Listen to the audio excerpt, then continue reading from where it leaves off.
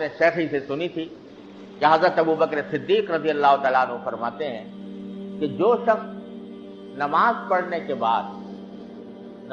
के बाद 2 कलिमे कह ले तो शैतान कहता है कि इसने मेरी कमर तोड़ दी। वो 2 कलिमे क्या है? फरमाया कि एक तो कहे अल्हम्दुलिल्लाह, दूसरे कहे अस्तगफिरुल्लाह। अल्हम्दुलिल्लाह अस्तगफिरुल्लाह।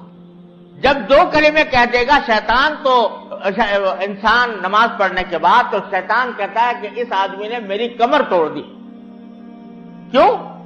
इसलिए कि शैतान जो इंसान को बहकाता है वो 2 तरीकों से बहकाता है। एक तो इस तरह बहकाता है कि तू क्या और तेरी नमाज क्या, ये तो ऐसी फजूल टक्करें मारी हैं, इसका हासिल कुछ भी नहीं है, उससे मायूसी पैदा करता है। तो उस मायूसी का हल यह है कि अल्लाह ताला का शुक्र अदा करो उसकी तौफीक पर। अल्हम्दुलिल्लाह, ऐ अल्लाह आपका फजल करम है, अपने फजल करम से आपने मुझे नमाज की तौफीक अदा फरमा दी। और दूसरा शैतान का जाल यह होता है कि बाज़ औक़ात दिल में इंसान के बड़ाई पैदा कर देता है। फर्ज करो जरा कुछ थोड़ी अच्छी नमाज पढ़ने की तौफीक हो गई निस्बतन पहले के मुकाबले में, तो आदमी का दिमाग बाज़ औक़ात ये सोचने लगता है कि मैं तो बड़ा वलीउल्लाह बन गया, मैंने तो बहुत बड़ा तीर मार लिया। तो अरबी जबान में एक मसल मशहूर है कि सल्लल हाइक रकातैन वंतज़रल वही, कि एक हाइक कहते हैं जुलाहे को, कहते हैं एक जुलाहे ने एक मर्तबा 2 रकतें पढ़ ली।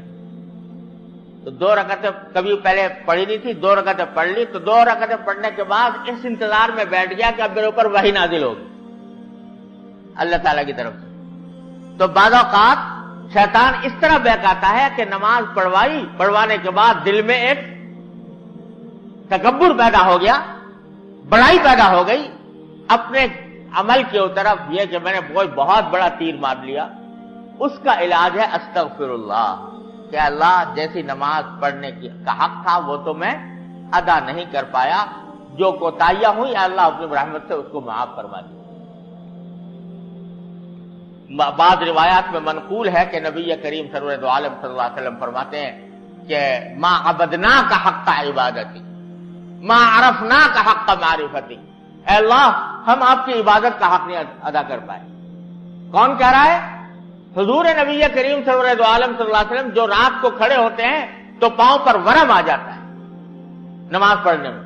सजदे में जाते हैं तो लोगों को ख्याल होने लगता है कि कहीं रूह तो परवाज नहीं कर गई। अंगूठा हला कर लोग देखते हैं कि आया रूह तो परवाज नहीं कर गई।